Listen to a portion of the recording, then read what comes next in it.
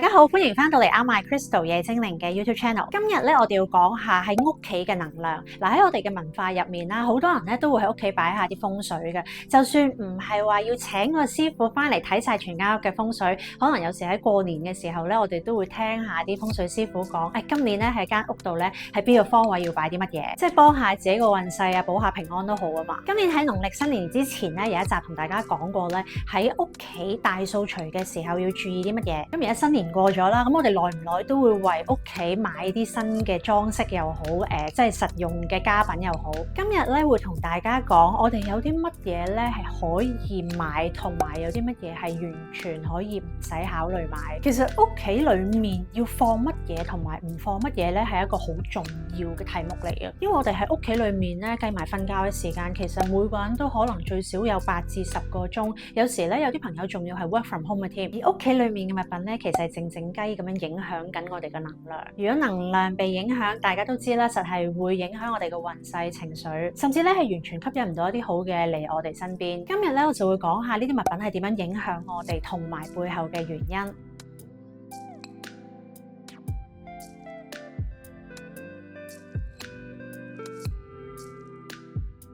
大家都可能聽過一句說話，萬物皆有能量。其實咧，每一樣物品，無論佢係好似有生命嘅植物啦，又或者嗰樣嘢係唔識喐嘅，其實都有能量喺度。佢有自己嘅震動頻率㗎。所以咧，我哋嘅屋企其實就好似一個能量場咁樣。當你如果屋企咧係放咗一大紮低頻嘅嘢，佢會不知不覺間影響你變成低頻，同時你會覺得低頻嘅呢一個能量係正常嘅。反而如果有一啲新嘅好嘅嘢入嚟你生命入邊嘅話咧，你係會唔慣嘅，即係好似受唔起食唔住咁樣。其實我哋住喺一個環境裏面咧，1-2個月咧已經係影響得我哋好犀利噶啦。再長時間啲嘅話咧，成個人嘅活力啊、吸引力啊、財運啊、桃花運啊、健康啊，乜嘢都會被影響。即係成個人其實就係俾呢啲嘅沉重嘅能量去拖住。但係相反，如果你屋企能量場係好嘅話咧，你會不知不覺成個人嘅能量都變好，而身邊發生一啲好嘅事，或者吸引到一啲好嘢過嚟咧，亦都變得理所當然。另一樣嘢咧就係我哋嘅潛意識。其實我哋嘅潛意識咧係唔識分嗰樣嘢係一個象徵定係真實嘅。譬如你睇到一幅畫，佢嘅感覺係好好嘅，佢令到你覺得好溫暖啊，好幸福。咁其實佢會開始引導你嘅行為咧去創造呢一啲相似嘅畫面。同樣地，如果你成日都見到一啲好負面嘅畫像，你嘅潛意識開始接收呢啲能量嘅時候咧，你嘅行動亦都係會跟住走噶。其實就係你俾你嘅潛意識去睇啲乜嘢，佢就幫你去上演啲乜嘢。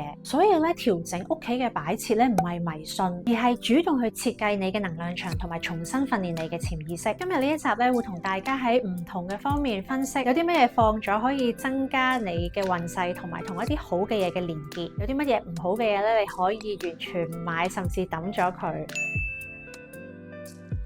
我諗呢排咧都唔係淨係得我一個講噶啦，真係建議大家咧唔好買啲有喊樣、唔開心或者嬲樣嘅公仔。我知道而家好興啊嘛，即係又盲盒啊，又炒到好貴啊。但係其實咧呢啲有唔開心嘅表情嘅公仔，其實都係反覆暗示緊一啲唔開心啦、無助啦、孤獨嘅情緒。你可能會覺得喂，唔係啊，佢哋真係好得意啊！我覺得咧望住佢就淨係好開心嘅啫，我係唔會有呢啲孤獨同埋唔開心嘅情緒嘅。但係你信我，長期望到佢擺咗喺度嘅話咧，你會慣咗呢一種感覺，同埋最重要係因為咧，你望住佢嘅時候係你意識覺得望住呢個公仔佢好靚、好得意、好開心，但係佢唔開心嗰個表情係入咗你嘅潛意識嗰度噶。同埋大家又要諗啦，咁你要睇屋企度擺咗個公仔，如果你唔係淨係一個住嘅話，咁佢都可能會有機會影響咗其他人嘅潛意識噶嘛。其實當你屋企人嘅潛意識被影響到嘅時候咧，到頭來自己都未必係好受噶咋。如果大家要買公仔嘅話咧，可以考慮一啲有笑樣啦，你望住佢覺得咧佢係個樣係好幸福啦、好 sweet 嘅樣嘅公仔。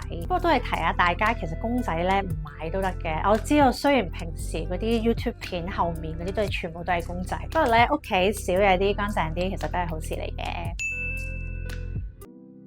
喺屋企咧放啲有人嘅畫像或者相嘅時候，我哋唔好去放一啲可能係一個人望住個遠方啊，或者係一個人嘅背影有嗰啲形單隻影嘅感覺嘅相或者畫，因為呢樣嘢咧會好強化到咧得自己一個人嘅心理暗示。嗱，如果你係單身嘅朋友，你想有伴侶，咁放呢啲嘢梗係唔好啦。但係如果你話喂唔係喎，結咗婚又或者喂我根本就唔想拍拖，放呢啲冇所謂啦，都唔係嘅，因為呢件事未必淨係講緊你嘅家庭或者感情狀況，呢樣嘢亦都可以出現喺你嘅其他方面，譬如你嘅事業上邊啦，你揾錢上面啦，有冇人幫到你，又或者你自己嘅團隊係點樣？有時可能咧你個實際狀況唔係一個人都有成個 team 噶，但係你心裏面嗰個能量咧好有孤軍作戰啊，或者一定係自己一個人行啊，自己啲嘢做晒咁樣嘅感覺。如果你真係要放相嘅，可以考慮即係放同屋企人嘅相啦，即係當然嗰啲屋企人係你要好中意先啦，咁啊唔好放一啲即係可能你有一大班人影相，咁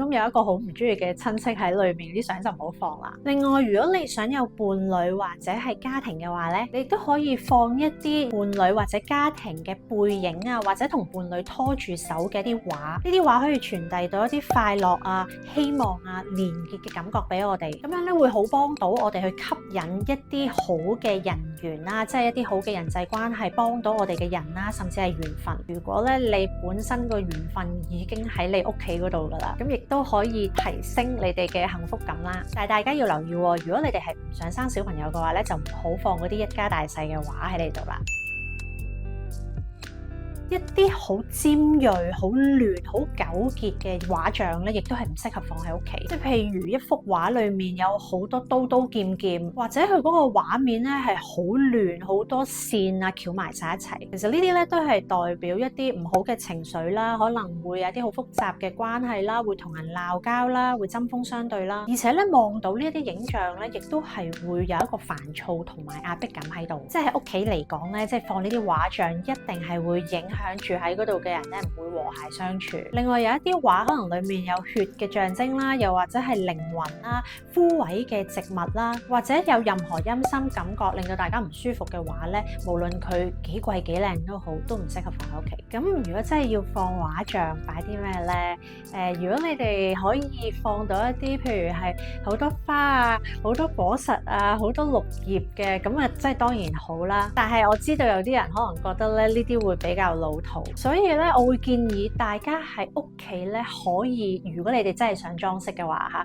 可以放 vision board 遠景板。其實網上面咧有好多 vision board 嘅製作方法啦，大家有興趣咧可以 search 下。但係簡單啲嚟講咧，就係可以揾一張大嘅卡紙或者一塊板，上邊咧去貼一啲相或者圖畫，係一啲你想得到嘅嘢，亦都可以有一啲肯定語句。例如你覺得你哋係變到好有錢，想住一間3000尺好靚嘅屋，咁你就上網去揾一張相，有嗰一個你覺得好舒服嘅3000尺嘅屋嘅相貼落去。又例如你想今年揾多2000萬嘅，咁你可以寫一張支票係一個2000萬嘅，然之後又係貼落去。有啲人可能就想結婚啦，咁我可以貼一隻結婚戒指落去啦。咁有啲人想事業成功之後咧，可能咧喺好多人面前演講，亦都可以將嗰一幕咧貼上去遠景板嗰度。同時咧亦都可以去貼一啲肯定語句，例如就係話成功對於我嚟講係非常容易，所有錢同運氣都追住我，但係我冇覺得每個人屋企都一定要有遠景板，只係我覺得如果大家真係想裝飾嘅話咧，可以多一個選擇啫。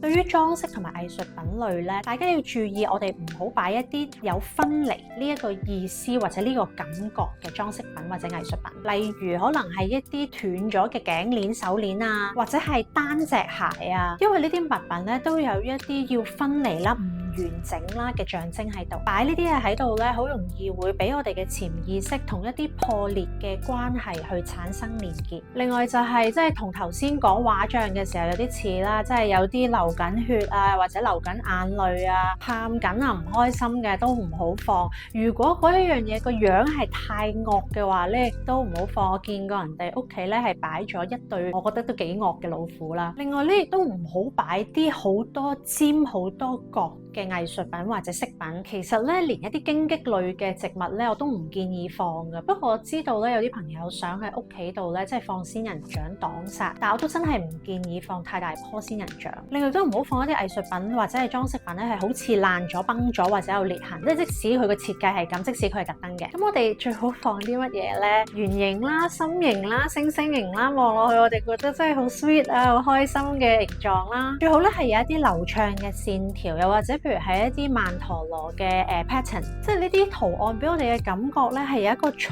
環啊，有圓滿啊。仲有咧，我哋放嘅嘢咧，如果可以嘅話咧，可以一對一對咁樣放。譬如可能係喺屋企放一對雀仔，如果可以嘅話咧，杯都係一對 cushion 咧都係一對，又或者咧，就算你係一個人瞓嘅話咧，都放2個枕頭喺度，大家可以試下。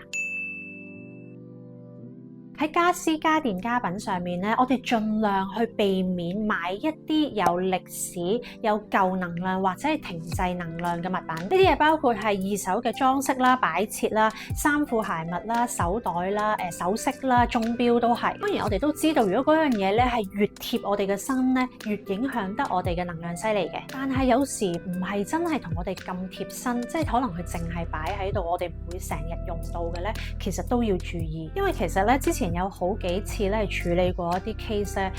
案主嗰個能量咧係俾一啲舊物影響到。有一次係試過一個好貴嘅二手嘅手袋啦，之後咧又有幾個人咧係喺一啲外地，即係嗰啲好細間嘅鋪頭，專係買啲 vintage 嘢，又或者係外國嘅地攤嗰度買啲二手嘢。亦都有試過咧，有一啲人嘅能量被影響係因為有人俾咗一啲舊嘅衫佢。我知道咧有啲朋友咧係特別中意一啲舊舊地有啲復古味道嘅嘢，但係其實咧我哋又唔知佢經過咗幾多手之前咧，佢係喺一啲咩地方，或者擁有者係一個點樣嘅人，有咩故事。其實有好大機會係有一大紮殘餘能量喺度噶，所以呢啲物品如果你有預算嘅話咧，就去買個新。但係如果都唔係錢嘅問題啦，而係你真係對呢啲嘢情有獨鍾嘅話咧，我勸你忍一忍手先。而大家私咧，即係譬如可能係個床架啊，或者梳化啊，都一樣會有殘餘能量喺度。如果係呢啲家私嘅話，大家嘅預算可能未必去到買到一件新嘅話咧，我建議大家去儲一儲嗰個預算先。即係你可以呢幾個月坐個梳化住坐 cushion 都得噶嘛。即係如果預算許可嘅咧，一定係買新，因為佢都係成日都係喺你屋企嗰個空間嗰度。另外咧，有啲朋友就問，咁如果係嗰啲好貴嘅價值連城嘅古董擺設，咁又點咧？即係佢哋可能真係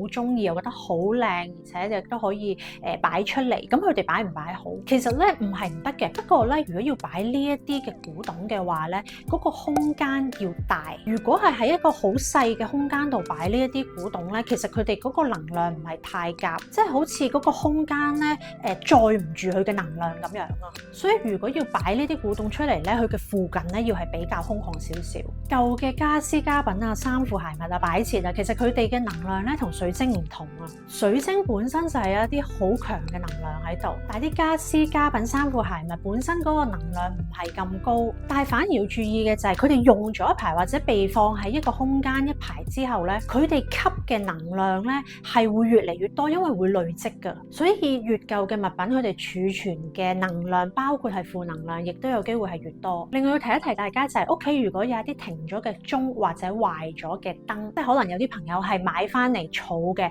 如果你收埋佢係 OK 嘅，但係如果你要擺出嚟咧，呢兩樣嘢都一定要係 work 嘅，因為佢會好快咁樣影響到我哋嘅運勢，尤其是係健康。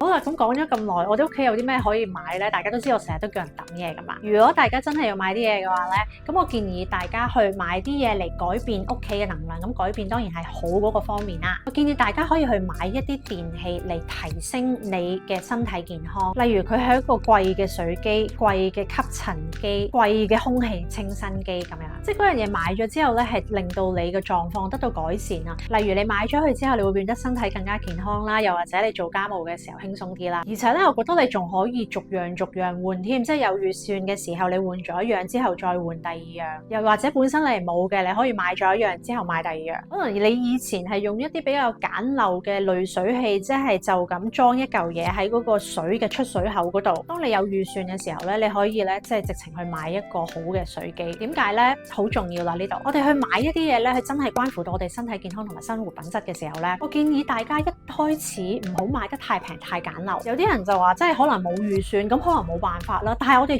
再細心諗一諗先，我哋係咪一定要去買嗰樣嘢？例如你話想買一個簡陋啲嘅吸塵機用住先，咁但係吸塵機又係咪真係一定要用呢？你一樣可以唔用掃把，你一樣可以抹地噶嘛。我寧願咧儲下啲預算之後買個靚嘅，因為買咗一個唔好型號嘅吸塵機，可能佢好弱啦，一段時間之後咧，其實未必可以幫到你減輕你做家務，又或者你要用另一筆錢去買第二個添。其實咧講買一個好啲嘅水機啦，或者一個好啲嘅空氣清新機，嗰件事咧唔係淨係幫助我哋身體健康咁簡單啊，係直情幫我哋揾錢啊！即係如果我哋去買一啲嘢，我哋唔係用一個最平嘅型號，即係唔係買一啲得過且過嘅嘢翻嚟，我哋咧就開始唔係喺嗰個 survival mode 嗰度，即係我哋咧唔係淨係生存緊啦，我哋係生活緊啊！即係成個能量就變咗，我哋係有舒服嘅生活咯，我哋豐盛咯，我哋有鬆動錢咯。呢件事咧係好啱一啲人咧想改變佢哋現有嘅狀態。嗱，我唔係話呢樣樣咧都要買到好貴啊，買最出名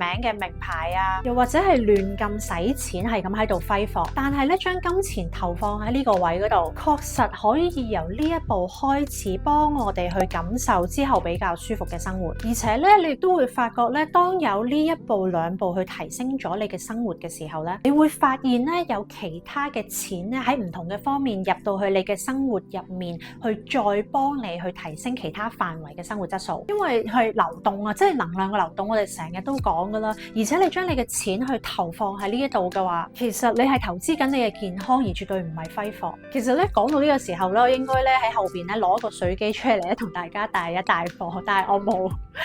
但係咧都想換下屋企個水機。其實佢本身都唔平，不過我覺得佢用落之後咧唔係太方便。如果大家咧有啲咩水機覺得好好用，可以推薦我嘅話咧，可以喺 comment box 嗰度留言。咁我哋講屋企嘅能量咧就講到差唔多啦。大家睇完條片之後，可以即刻去睇下屋企有啲乜嘢可以加減價。今日講住咁多先，走之前大家可以 CLSS 同埋撳埋隔離嘅鐘仔，當有新片嘅時候，大家就會即刻知道啦。下集再見，拜拜。